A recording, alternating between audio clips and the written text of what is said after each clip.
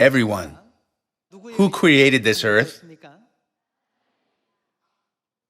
Isn't it recorded that God created the heavens and the earth? Everyone. When the earth was first created, were there paths leading from one place to another?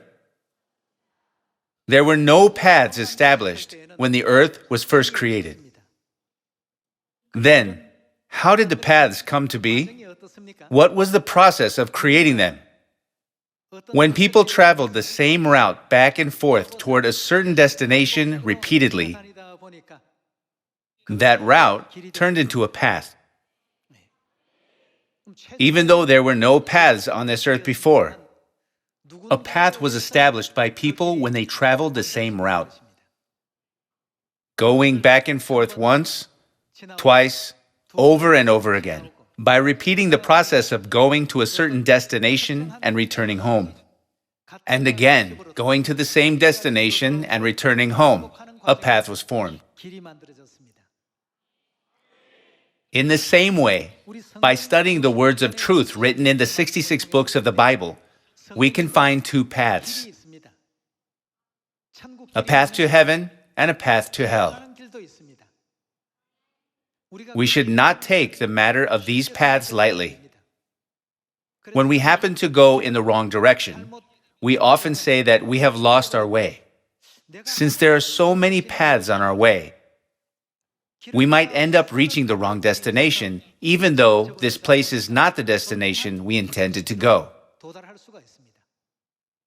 So, to lead us to the correct destination, that is, the kingdom of heaven, Heavenly Father and Heavenly Mother, who were prophesied in the entire 66 books of the Bible, have appeared. In the very last prophecy, in the book of Revelation, the Spirit and the bride say, "Come," and continue to say, "Come here" to us.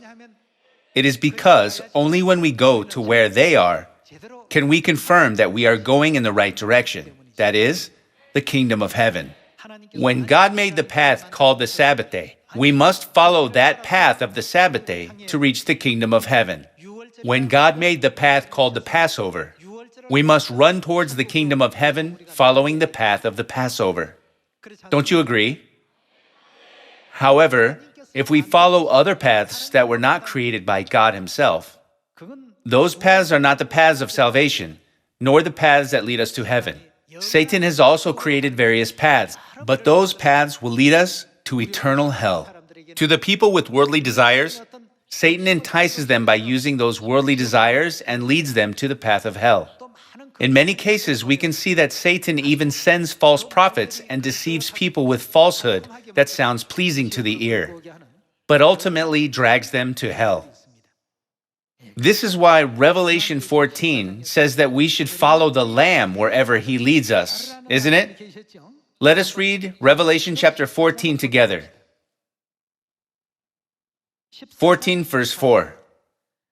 These are those who did not defile themselves with women, for they kept themselves pure. They, what do? Follow the Lamb wherever He goes. They were purchased from among men and offered as first fruits to God and the Lamb. We must follow the path which He leads us to. There is no reason for us to have conflicting thoughts about this. Therefore, what does the Bible say that we must do? The Bible testifies that the people who follow the Lamb are the very people who can receive salvation in the end. Since it is only God who created the way and knows the way to the kingdom of heaven from this earth, we must follow our Heavenly Father and Heavenly Mother wherever they guide us, so that we can all enter our true hometown, heaven. I would like to conclude this sermon. Thank you very much.